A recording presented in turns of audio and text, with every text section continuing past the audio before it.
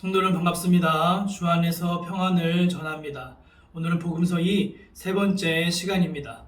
지난주에는 누가복음서에 대한 구체적인 설명을 시작하며 누가복음 전체를 지역으로 구분하여 세 부분으로 나누는데 갈릴리 사역과 예루살렘을 향한 여행 그리고 예루살렘에서의 이야기로 나눌 수 있다고 설명드렸었습니다. 그러면서 1장부터 9장 50절까지는 예수님의 탄생과 공생의 사역으로의 준비 및 갈릴리 사역이 담긴 첫 번째 부분을 다루었었습니다. 오늘 그 다음 파트로 9장 51절부터 19장까지의 예루살렘을 향한 여행에서 나타나는 예수님의 말씀과 삶을 한번 나눠보려고 합니다. 오늘 강의를 들으시면서도 지난번 동일하게 성경책으로 말씀을 함께 찾아보시면서 강의를 들으시면 좋겠습니다. 그러면 강의를 시작하겠습니다. 앞서 계속 설명드린 대로 9장 51절부터 19장, 자세히는 19장 27절까지는 예수님께서 갈릴리를 떠나 예루살렘에 입성하시기 직전까지인 AD 29년 가을 무렵부터 이듬해인 AD 30년 봄 무렵까지 약 6개월 동안의 유대 및 베레아 지역에서 사역하신 것을 기록하고 있습니다.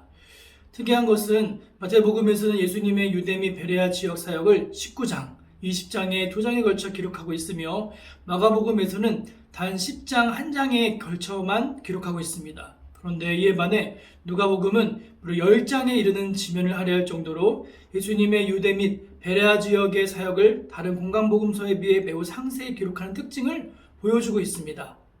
여기서 알 수 있는 것은 예루살렘으로 향하는 긴 여행 과정에서 예수님의 발자취를 가능한 한 자세히 추적하고자 하는 누가의 역사가적인 측면을 엿볼 수 있다 하겠습니다. 또한 예루살렘을 향해 가는 과정인 유대 및 베레아의 부분은 사건보다는 강화, 즉 가르침과 설교를 중심으로 구성되고 있다는 점도 주목할 만한 부분입니다. 누가복음에 등장하는 총 23개의 비유 중에 16개가 이 부분에 발견되며 반대로 총 20개인 이적 중에 단 4개만이 이 부분에 기록될 정도로 비유와 교훈들이 상당 부분을 차지하고 있습니다. 또 사건이나 교훈이 행해진 구체적인 장소가 불분명하다는 것도 이 부분의 한 특징이기도 합니다. 이런 누가복음 두 번째 파트의 내용을 지역에 따라 좀 더 세분화해 볼 수 있는데 그 9장 21절부터 13장 21절까지를 후기 유대 사역, 그리고 13장 22절부터 17장 10절까지를 베레아 사역, 마지막 17장 11절부터 19장 27절까지를 최우순의 전도 기간으로 구분해 볼 수 있습니다. 그렇다면 먼저 다룰 9장 51절부터 13장 21절까지의 내용은 후기 유대 사역 기사의 전반부로서 첫 번째 사건으로는 예루살렘으로 향하는 여행 초기의 몇 개의 일화들 및 70인 전도와 관련한 내용을 중심으로 전개되고 있습니다. 먼저 9장 51절부터 56절은 예수님께서 예루살렘을 향한 여행을 출발하시는 내용으로 시작되고 있습니다. 누가복음에서 예수님의 예루살렘으로의 여행의 시작은 곧바로 그의 십자가 순환의 절정으로 이어지는 것이 아니라 유대 지역에서의 사역 기간이 시작됨을 알려주는 기능을 하고 있다고 할 수 있습니다.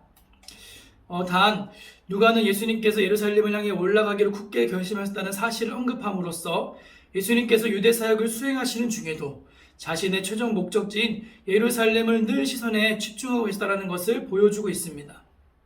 예루살렘은 예수님께서 십자가에 죽으심으로써 인류 구속 사역을 완수하게 될 장소였습니다. 따라서 예수님께서 예루살렘으로 올라가기로 굳게 결심하셨다는 것은 자신에게 닥쳐올 험난한 십자가의 길을 자발적이고도 의지적으로 수용하셨음을 보여줍니다. 이처럼 예루살렘으로 여행을 시작하는 첫 문단에서 예수님은 한 사마리아 동네의 사람들로부터 배척을 받으시는 것을 경험합니다. 이 사건은 장차 예수님께서 예루살렘에서 당하실 순환을 예표해주는 기능을 한다고도 볼 수 있습니다. 한편 예수님께서는 예루살렘으로 가는 길이 곧 십자가로 향하는 길임을 정확히 아셨던 반면에 제자들은 이를 전혀 이해하지 못하고 있었습니다. 사마리아 사람들로부터 배척을 받았을 때 하늘로부터 불심판을 내리자고 제안하는 야고보와 요한의 모습은 제자들이 예수님의 거듭된 순환 예고에도 불구하고 예수님과는 전혀 다른 기대를 가지고 여행을 하고 있었음을 보여줍니다. 다음 9장 57절부터 62절의 문단에서는 예수님께서 세 사람의 경우를 통해 제자들이 가져야 할 자세들에 대해 다각적으로 교훈하시는데 이는 문맥상으로 예루살렘을 향하고 있으면서도 그 길의 의미를 알지 못하는 제자들을 향해 교훈하시는 의미가 강하다고 할 수 있습니다. 예수님께서 단 일주일이면 가능한 예루살렘으로 여행길을 여러 차례 장소를 이동하시면서 6개월 동안에 걸쳐 하신 이후에는 어쩌면 유대 지역을 중심으로 마지막 사역을 수행하고자 하시는 측면도 있었겠지만, 한편으로 그 기간 동안 제자들을 교훈하고 훈련시키고자 하시는 측면도 있었다고 할 수 있습니다. 다음으로 10장 1절부터 16절은 70의 전도 파송과 관련한 내용이 나옵니다. 예수님께서는 주로 갈릴리 지역을 중심으로 공생의 사역을 수행해 오셨습니다. 이제 자신의 공생의 사역 기간이 끝나가고 있는 시점에서 예수님께서는 천국 복음을 아직 듣지 못한 유대의 많은 마을에 천국 복음을 전하시기 위해 70인의 제자들을 따로 세워 전도단을 구성하십니다. 그리고 그들을 파송하시면서 동시에 그들이 복음 전도자로서 지녀야 할 자세를 교훈하고, 나아가서는 복음을 거부하는 자들에 대한 심판을 경고하시는 장면이 바로 이 부분입니다.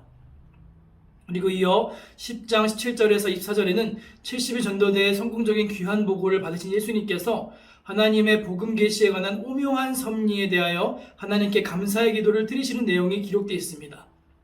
여기서 예수님께서는 천국의 복음이 세상에 지혜롭고 슬기 있는 자들에게는 숨겨졌으나 어린아이들과 같은 자들에게는 나타나시는 것에 대해 감사하고, 그것이 바로 하나님의 뜻이라고 인정하십니다.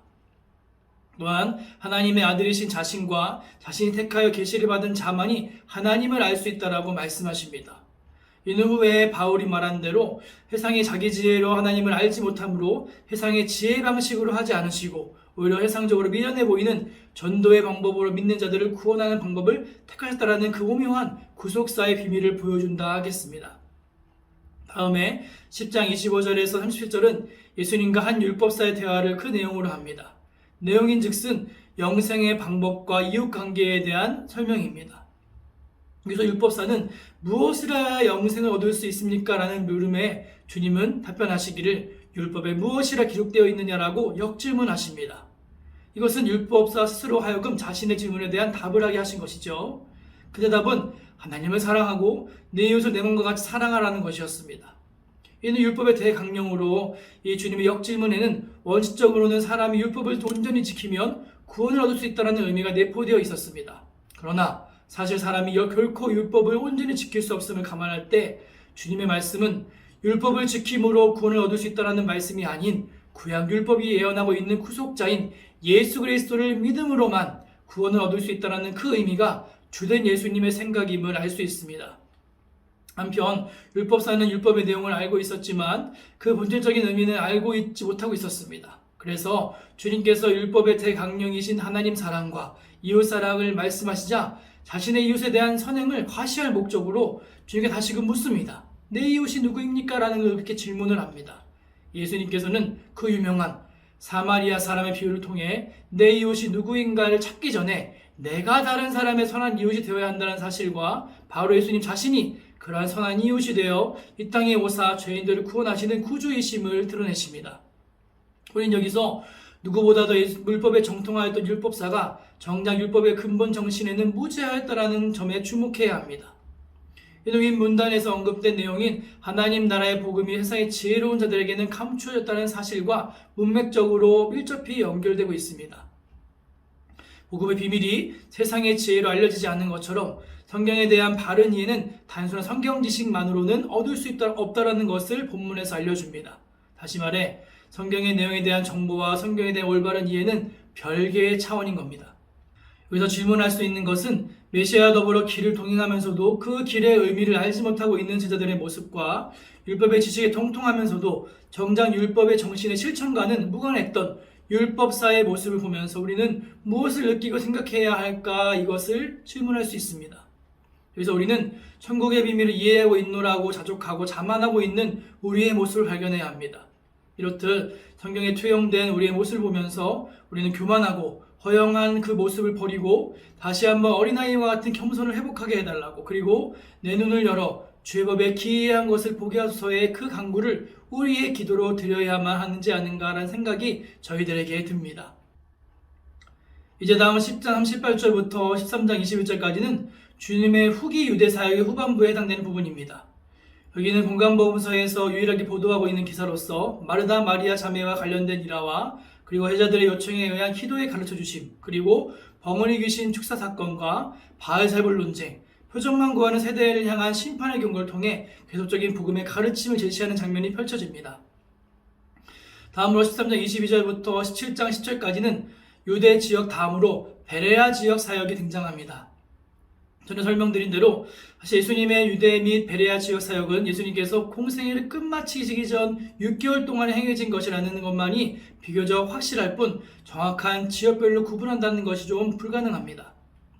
본문을 포함한 예루살렘을 향한 여행의 부분에서 예수님께서 예루살렘을 향하고 계신 것을 7차례나 언급하고 있으나 이는 예수님께서 유대와 베레아 사역을 수행하시는 도중에도 자신의 궁극적 목적지인 예루살렘을 늘 염두에 두셨다는 것을 강조하는 것이지 예루살렘을 향하여 곧장 가셨다는 것을 의미하지 않습니다.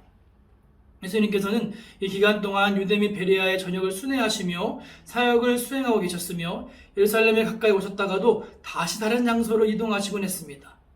이렇게 누가는 예루살렘으로의 여행 과정을 보도함에 있어서 공간복음서 중에서 예수님의 사역의 발자취를 가장 자세하게 추적하면서도 유대 지역의 정확한 지리적 배경을 공유하는 데 역점을 두기보다는 예수님께서 이 기간 동안 베푸신 교훈이나 비유들을 제시하는 데 보다 역점을 두고 있습니다.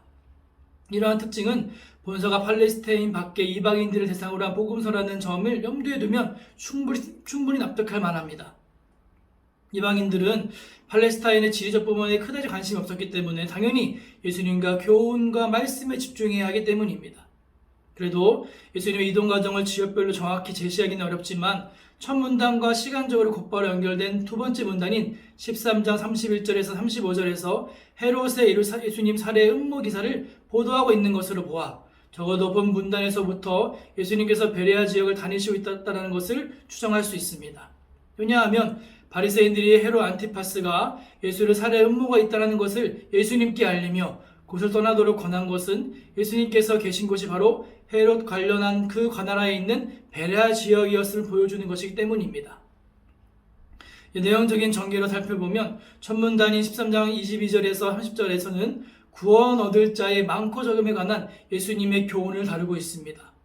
예수님께서는 먼저 좁은 문으로 들어가기를 힘쓰라고 하시며 하나님 나라는 들어가기를 힘써도 들어갈 수 없는 자들이 많다라는 것을 말씀하십니다. 또 많은 유대인들이 하나님 나라에서 쫓겨나고 오히려 동서남북으로부터 많은 이방인들이 와서 하나님 나라의 잔치에 참석하게 될 것이라고 하시는 내용이 등장합니다. 그리고 13장 31절 35절 짧은 문단에서는 앞서 언급한 갈릴리와 베레아 지역의 분봉학이었던 헤롯 안티파스의 예수 살해 위험 및 예수님의 예루살렘을 향한 탄식 내용을 기록하고 있습니다. 이어 14장 1절에서 24절의 세 문단의 내용은 한 바리사인의 지도자의 집 식탁을 그 배경으로 하고 있는데 먼저 예수님께서는 한 수종병 환자를 치유하신 사건을 통해 인본주의적 전통과 율법주의에 빠진 유대인들의 그릇된 안식일관을 시정해 주십니다. 그리고 더불어 식사에 참석한 자들 및 초대한 주인을 향하여 겸손과 자비의 실천을 교훈하시는 내용이 펼쳐집니다. 먼저 식사에 초대받은 자들이 서로 자기를 높이려고 높은 자리를 택하여 앉는 것을 보시고 예수님께서는 오히려 자기를 낮추는 겸손한 자가 높아지리라는 교훈을 들려주십니다. 또한 큰 잔치의 비유를 통해 하나님의 나라의 잔치에 어떤 자들이 참석할 것인지를 보여주는 내용이 마지막에 등장합니다. 비유에서 잔치를 배설한 주인은 이미 초청을 받은 자들이 이런저런 핑계로 잔치에 불참하자 이 그를 대신해 가난한 자들, 병든 자들, 소경들과 저는 자들과 멀리 있는 자들을 청하여 잔치에 참석하게 합니다. 이상의 문맥의 흐름을 관찰할 때 전체적으로 본문은 하나님 나라라는 한 가지의 분명한 주제를 연속적으로 제시하고 있음을 알 수 있습니다.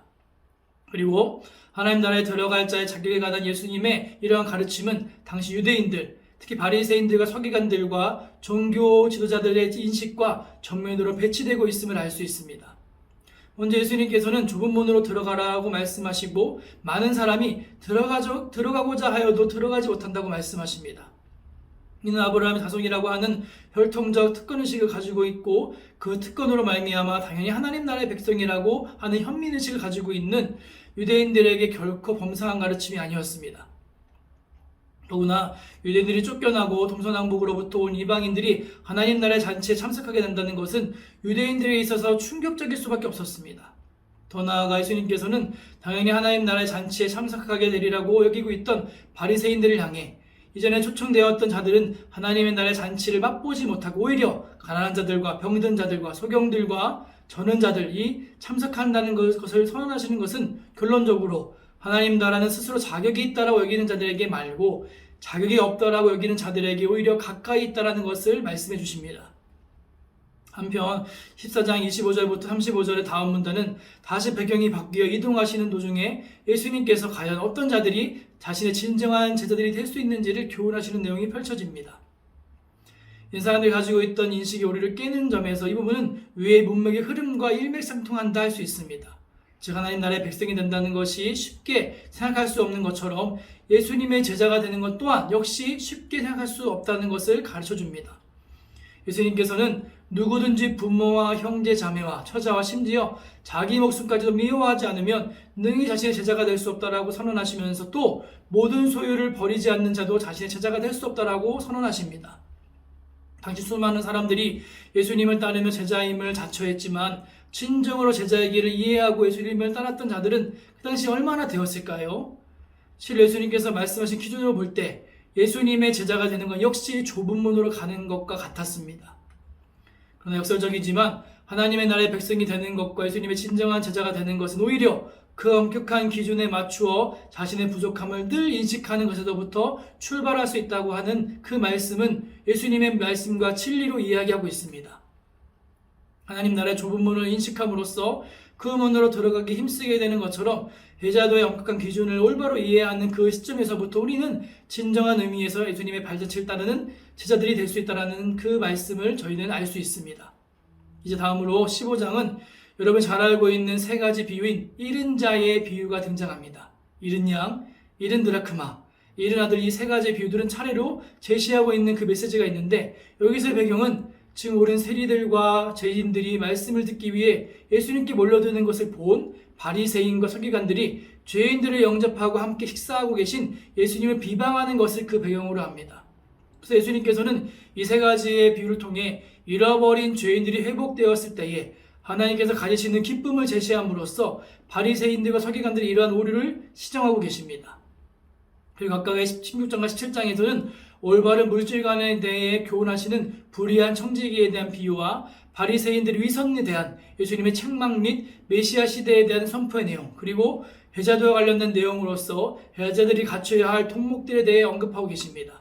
특별히 이 17장의 이 제자도의 부분은 바리새인들이 자세에 대조시키는 가운데 주어진 교훈들로서 바리새인들은 종교 지도자들로서 스스로를 의롭게 여기는 교만한 자들이었습니다. 또한 자신들의 교만과 탐욕에 심각한 죄를 가지고 있으면서도 회개하는 세리와 죄인들을 용서하기는커녕 정죄하기에만 골몰하였으며 엄격한 율법에 쿨레를 씌워 수많은 백성들을 실족하게 만드는 자들이었습니다. 그러나 바리새인들과 달리 예수님의 참 제자들은 작은 자 하나라도 결코 실족하게 하는 것이 안 되고 회개하는 형제를 진정으로 용서해야 하고 외식하는 자가 아닌 진실한 믿음을 간직한 자들이 되어야 하며 무익한 종으로서의 겸손한 자세를 유지해야 한다는 것을 교훈하고 계십니다. 이상에서 예수님께서 말씀하시는 제자도는 당시 종교 지도자들이 가지고 있었던 바리새인들의 자세와 너무나 대조적이라는 것을 알 수 있습니다. 예수님은 그들을 잃어버린 자들 동시에 다시 찾아야 할 대상으로 여기고 영접하셨습니다. 복음서는 예수님께서 기꺼이 가난한 자들과 죄인들을 가까이 하셨고 또한 그들에게 주저함 없이 예수님께 나아오는 모습을 보여주고 있습니다.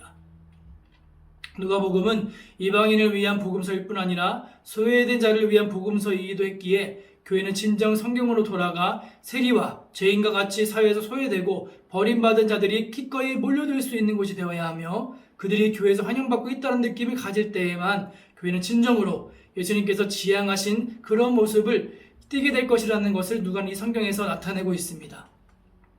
이제 마지막으로 17장 11절부터 19장 27절까지의 내용은 유대 및 베레아 사역에 대한 기사의 연속 부분의 끝부분으로서 예수님께서 예루살렘 입성하시기 직전까지의 최후순의 전도 사역을 보도하고 있습니다. 누가는 누차 반복하여 언급한 대로 여기서도 예수님의 최종 목적지가 예루살렘이라는 것을 밝히고 있습니다. 또 누가는 현 시점에서 예수님께서 계신 위치와 관련하여 사마리아와 갈릴리 사이를 지나가고 있다는 것을 언급하십니다. 여기서 사마리아와 갈릴리 사이란 사마리아와 또한 갈릴리 지역의 경계선 역할을 하고 있는 이스라엘 골짜기를 가리킵니다.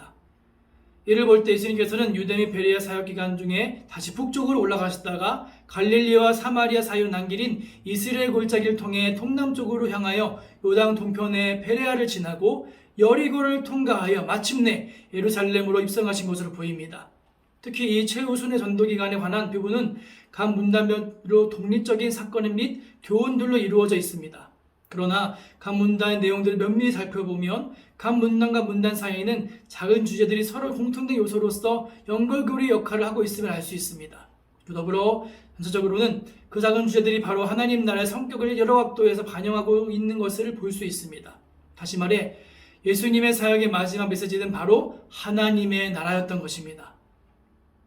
내용을 살펴보면 17장 11절에서 19절의 첫 문단은 이스라엘 골짜기를 여행하시던 예수님께서 10 문둥병자를 치유해 주신 사건을 보도하고 있습니다. 그런데 10명의 문둥병자 가운데 9명의 유대 출신 문둥병자들은 모두 제갈 길을 가고 오직 사마리아 출신의 한 문둥병자만이 예수님께로 돌아와 감사와 경배를 드립니다.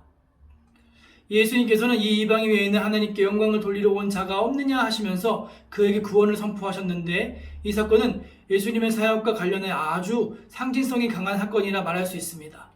이 사건은 1차적으로는 하나님의 언약과 계시를 먼저 받은 유대인이 하나님의 백성이라는 지위에 연연하여서 그 구약의 성취로 오사 복음을 주신 주님께 감사하거나 순종하지 않는 반면 오히려 이방인은 주께 감사하며 경배함으로 결국 최종적인 구원을 먼저 이방인이 얻게 될 것이라는 것을 예표한다고 할 수 있습니다.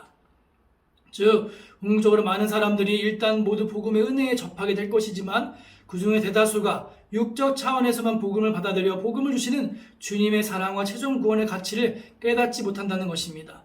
그리고 주에게 나아오지 않을 것과 극히 일부의 사람만이 주님의 복음의 참된 가치를 깨달아 주께 나아옴으로 영원한 천국 구원을 얻게 될 것이라는 것을 보여준다 하겠습니다. 이 다음 문단은 하나님의 나라가 언제 임하게 될 것인가에 대한 바리새인들의 질문에 대한 예수님의 답변을 내용으로 하고 있습니다. 예수님께서는 하나님의 나라가 이미 그들 가운데 이루어졌음을 선언하십니다. 이 선언이 바리새인들을 향한 것임을 고려할 때 문맥상에는 하나님의 나라의 내재성을 말하는 것이 아닌 예수님이 윗격 속에서 이루어진 하나님의 나라의 영성 및 현재성을 강조하고 있는 것이라 말할 수 있습니다. 하나님 나라 자체이신 예수님께서 오셔서 직접 하나님의 나라의 영적으로 이미 이 땅에 임하셨다는 것을 선언하심으로써 가시적이고도 정치적인 차원에서 하나님의 나라를 생각하는 유대인들의 오류를 시정하고 계신 겁니다. 이어 18장 1절에서 14절의 두 문단은 불의한 재판장과 과부 및 또의 바리새인과 세리의 기도 비유를 그 내용으로 하고 있습니다. 이는 공통적으로 기도에 관한 교훈하는 비유로서 각각 낭망치 않는 기도의 자세 및 겸손한 기도의 자세를 가르치고 있다 할 수 있습니다. 다음 문단은 겸손을 고리로 하여 앞문단과 이어지고 있는데 즉 기도에 있어서 겸손한 자세의 중요성을 가르친 앞문단에 이어 본문단에서는 어린아이와 같은 겸손함으로 그러한 겸손함을 가진 자만이 하나님의 나라에 들어갈 수 있음을 가르쳐주고 있습니다. 18장 18절에서 30절의 문단은 하나님 나라라는 주제를 고리로 하여 본문단에서는 하나님의 나라와 부자와의 상관관계를 말씀하십니다. 즉 하나님의 나라는 어린아이와 같은 겸손한 자들에게는 열려진 반면 재물에 집착하는 부자들에게는 결코 들어갈 수 없도록 닫혀진 성격을 가지고 있다는 것을 극적으로 대비시키며 교훈하시는 겁니다.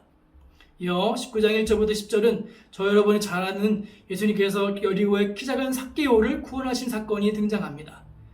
이 누가복음 주제를 매우 선명하게 부각시켜주는 사건이면서 초림 예수님께서 이 땅에 오신 이유를 가장 함축적으로 제시해주는 사건이 바로 이 삭개오 사건입니다. 증인자이신 예수님께서 이 땅에 오신 목적은 바로 삭개오와 같이 잃어버린 자를 구원하시기 위한 것임을 강조하고 있는 겁니다. 마지막으로 19장 11절 27절은 열종과 열문화 비유입니다. 이 비유는 예수께서 삭개오의 집에 계실 때에 주어진 것이며 따라서 이 비유가 베풀어지는 주 대상은 삭개오의 집에 동행했던 제자들일 가능성이 큽니다. 이 비유를 주신 목적은 하나님의 나라에 관해 잘못 생각하고 있는 제자들의 오해를 풀어주시기 위한 것이었으며 예수님께서는 예루살렘에 가까이 이르시면서 당시 예루살렘에 입성하면 바로 하나님의 나라가 당장 이루어질 것이라고 오해하고 있는 제자들에게 본 비유를 통해 하나님의 나라의 미래성을 강조하고 있습니다. 그리고 아울러 제자들로 하여금 세상 마지막 날 곧 주님이 다시 오시는 그날까지 맡겨주신 사명, 특히 복음 전파의 사명을 성실히 감당할 것을 촉구하고 계십니다. 여기 말씀에 예수님께서는 상황과 대상에 따라 하나님의 나라의 현재성을 강조하시기도 하고 미래성을 강조하시기도 합니다. 바리새인들은 예수님을 메시아로 믿지 않았기 때문에 예수님의 오심으로 이 땅에 하나님의 나라가 이미 임하였어도 그것을 깨닫지 못했습니다. 반면 회자들은 예수님께서 메시아 되신다는 것을 믿고 있었지만 예수님께서 건설하실 나중에 올 하나님의 나라에 대해서는 단지 정치적으로만 오해했습니다. 즉 바리새인들은 예수님의 그 오심의 현재성을 보지 못하고 있었고 반면 회자들은 예수님의 오심의 미래성을 보지 못한 것이었습니다. 다시 말해 예수님의 초림으로 하나님의 나라는 이 땅에 임하였으나 그 나라는 다시 예수님의 재림으로 완성될 것임을 말씀하고 계신 겁니다. 이같이 하나님의 나라에 대한 예수님의 가르침은 이미와 아직 사이에 긴장관계에 형성되어 있으며 이 긴장 속에서 예수님의 제자들이 어떻게 살아가야 하는지를 교훈하시는 데 주안점을 두고 이 말씀을 하신 거라 볼 수 있습니다.